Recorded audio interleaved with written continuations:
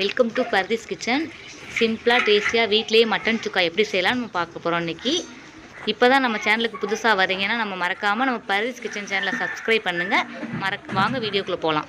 விறகடுப்புலேயும் செய்ய போகிறோம். இப்போ 1/2 கிலோ அளவில் கழுவுன மட்டன் வச்சுருக்கேன், அதை சேர்த்துக்கலாம்.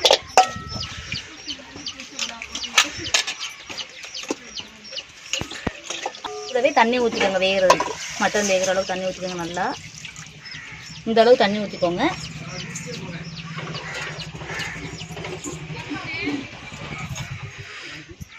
நல்லா வேகும் போதே உப்பு சேர்த்துக்கோங்க. இந்த அளவுக்கு நான் உப்பு சேர்த்துருக்கேன், பார்த்துக்கோங்க.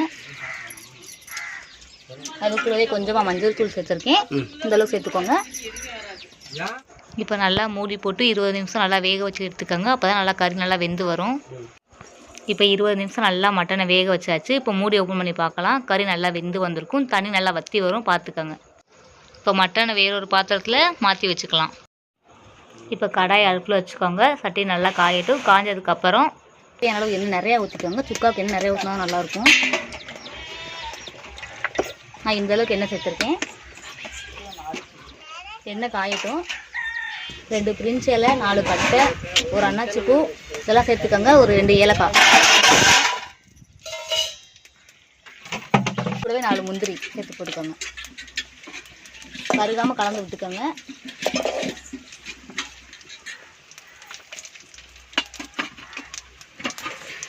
இப்போ சின்ன வெங்காயத்தை இந்த அளவுக்கு குறப்பாக அரைச்சி வச்சுக்கோங்க, அதே சேர்த்துக்கோங்க.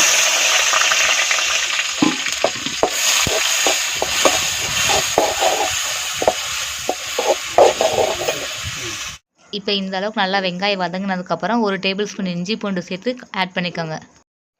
இப்போ ஒரு கொத்து கருவேப்பிலை சேர்த்து நல்லா வதக்கி விட்டுக்கோங்க. நல்லா இஞ்சி பூண்டு பேஸ்ட் பச்சை வாடை போகிற அளவுக்கு நல்லா வதக்கிக்கலாம். இப்போ நான் 2 சைஸ் மீடியம் சைஸ் தக்காளி நிறைய வரைச்சி வச்சுருக்கேன், அதையும் ஆட் பண்ணிக்கலாம்.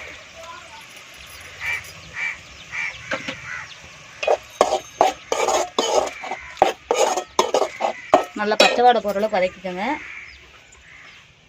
இப்போ நான் 3 பெரிய சைஸ் பச்சை மிளகா கீறி வச்சுருக்கேன், அதையும் சேர்த்து தக்காளி வெங்காயத்தோடு சேர்த்து நல்லா வதக்கிக்கலாம்.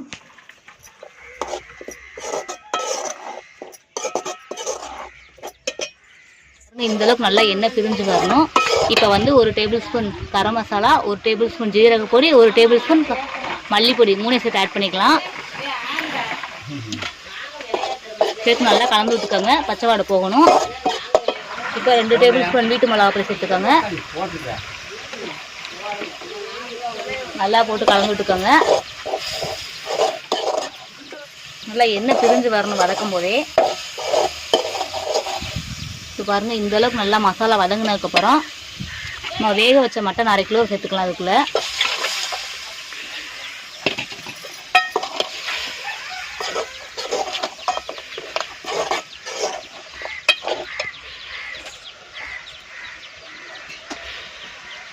இது கூட மட்டன் வேக வச்ச தண்ணி கொஞ்சம் வடித்து வச்சுருக்கோம், அதை கொஞ்சமாக சேர்த்துக்கலாம்.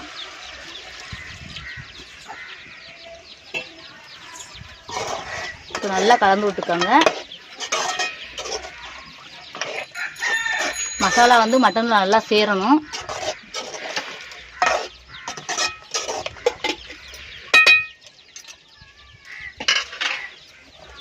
இப்போ நல்லா அந்த மாதிரி கொதி வரையில் மூடி போட்டு நல்லா ஒரு 5 நிமிஷம் மூடி வச்சுக்கோங்க. இப்போ 5 நிமிஷத்துக்கு அப்புறம் மூடியை திறந்து பார்க்கலாம். இந்த அளவுக்கு நல்லா எண்ணெய் பிரிஞ்சு கறி நல்லா வெந்து வரும், பார்த்துக்கோங்க. இப்போ நம்ம உப்பு இருக்கான்னு பார்த்துக்கலாம்.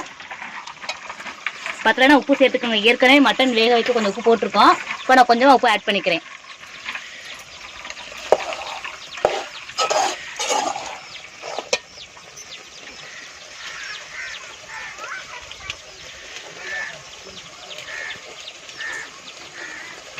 இப்போ 1 டேபிள் ஸ்பூன் மிளகு பொடி, அதையும் சேர்த்துக்கலாம்.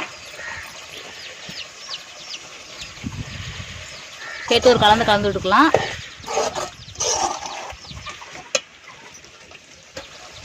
இப்போ ஒரு கொத்து கொத்தமல்லி இலையை அப்படி பொத்துனாப்பில் அப்படி பரவலாக மலைச்சாரில் தூர மாதிரி அப்படி தூவிடலாம்.